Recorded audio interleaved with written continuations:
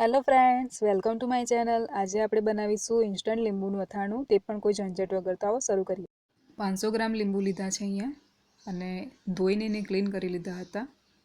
પતલી છાલવાળા લીંબુનો ઉપયોગ આપણે કરવાનો છે, જાડી છાલવાળો લીંબુનો ઉપયોગ નથી કરવાનો. આ રીતના આપણે પીળા જ લીંબુ લેવાના છે, લીલી છાલવાળા લીંબુનો ઉપયોગ નથી કરવાનો આપણે એમાં.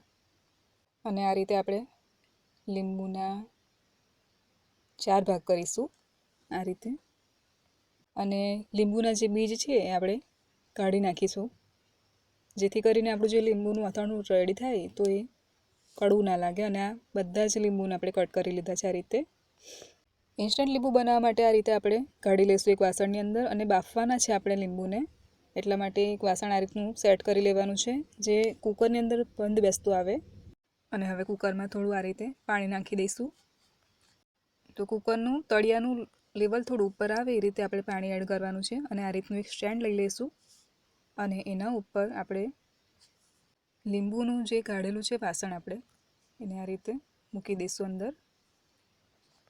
આ રીતે એકદમ વ્યવસ્થિત રીતે મૂકી દેવાનું છે કે સાઈડમાં થોડું ઊંચું ના રહે, વ્યવસ્થિત રીતે સેટ થઈ એ રીતે આપણે સેટ કરી લેવાનું છે.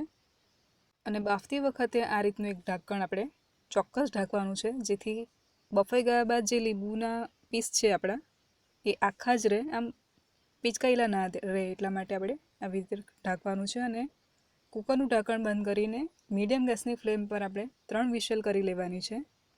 અને હવે 3 વિશલ થઈ ગયા બાદ કુકરને ખોલીને જોઈશું. ઠંડુ થઈ ગયું છે થોડું કુકર, થોડું ગરમ જ છે આમ તો આ રીતે ઢાંકણને ઉઠાવી લઈશું. તો તમે જોઈ શકો છો અહીંયા એક્સ્ટ્રા પાણી ઉપર ઢાંકણ ઉપર જ રહી ગયું છે. અને ખોલીને જોઈએ તો આપણા લીંબુ સરસ રીતે બફાઈ ગયા છે. અને લીંબુના જે પીસીસ આપણે કરેલા છે એ એકદમ આખા જ રહ્યા છે. તો તમે જોઈ શકો છો અહીંયા. ઢાંક્યા વગર જો બાફશો તો ચીરી આ રીતની આખી નહીં રહે. અને હવે આ બધું જ આપણે ગાળી લેવાનું છે. આ જે પાણી દેખાય છે એ લીંબુનો જ રસ છે, બહારનું એક્સ્ટ્રા પાણી આપણું અંદર ગયું નથી. પણ તોય છતાં આપણે એને ગાળી લઈશું, જેથી આપણા ડ્રાય થઈ જાય બધા જ લીંબુ. આ લીંબુનો રસ આપણે ઉપયોગ નથી કરવાનો, કે લીંબુ ઓલરેડી ખાટા જ હોય છે. અને હવે 2.5 ચમચી મીઠું લઈશું અને મીડિયમ ગેસની ફ્લેમ પર 2 મિનિટ માટે આપણે રોસ્ટ કરી લઈશું. રોસ્ટ થઈ ગયા પછી આપણે એને ઠંડુ કરવા મૂકી દઈશું. ત્યાર પછી તેલ લઈશું. અહીંયા 4 મોટી ચમચી તેલ લઈશું અને એને પણ મીડિયમ ગેસની ફ્લેમ પર આપણે ગરમ કરી લઈશું અને ઠંડુ કરવા મૂકી દઈશું. અને આ રીતનું ગોળ લીધો છે મેં. ગોળની જગ્યાએ તમે ખાંડનો ઉપયોગ પણ કરી શકો છો, પણ હું અહીંયા ગોળનો ઉપયોગ કરી રહી છું. અને ગોળની ક્વોન્ટિટી આટલી જ લીધી છે મેં અહીંયા. આ રીતે ગોળને છીણીને આપણે ઉપયોગ કરીશું તો સહેજ પણ ગાંઠા નહીં રહે, અને 2 મિનિટનું પણ આપણે વેઇટ નહીં કરવો પડે મસાલો બનાવતી વખતે. તો ગોળ આપણો રેડી થઈ ગયો છે છીણીને. અને હવે બધું જ ગોળ એક વાસણમાં લઈ લઈશું.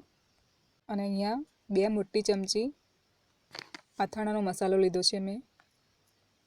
અને હવે એક મોટી ચમચી લાલ કશ્મીરી મરચું, 2 થી 3 મોટી ચમચી આપણું રેગ્યુલર મરચું અને 1 ચમચી હળદર નાખીશું.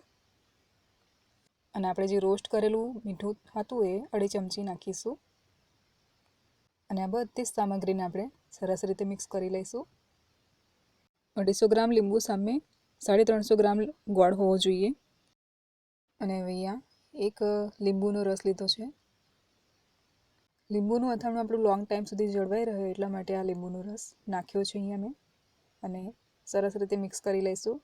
તો તમે જોઈ શકો છો અહીંયા એક થોડા પણ ગાંઠા વગર આપણું મસાલો રેડી થઈ ગયો છે. અને જે તેલ ગરમ કરીને રાખ્યું હતું એ થોડું થોડું આપણે એડ કરતા રહીશું.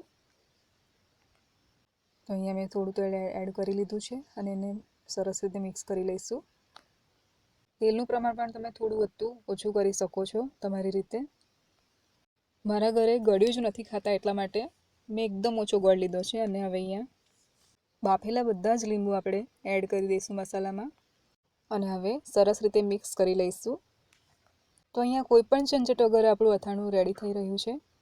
અને હવે બાકીનું જે તેલ હતું એ પણ આપણે છેલ્લા નાખી દઈશું આ રીતે, જેથી શાઇનિંગ અલગ જાતની આવી જાય આપણા અથાણામાં. તમે જોઈ શકો છો કે એનું લુક જ કેટલું જોરદાર દેખાય છે અહીંયા. તો આપણું અથાણું રેડી છે ઇન્સ્ટન્ટ. અને 24 કલાક પછી તમે એનો યુઝ કરી શકો છો. તો આ રીતે એરટાઇટ કન્ટેનરમાં મેં ભરી લીધું છે. અને આ વિડીયો જો તમને ગમી હોય તો એક લાઇક જરૂરથી કરજો, ફ્રેન્ડ્સ ફેમિલી સાથે શેર કરજો અને મારી ચેનલને સબસ્ક્રાઈબ જરૂરથી કરજો. આવજો.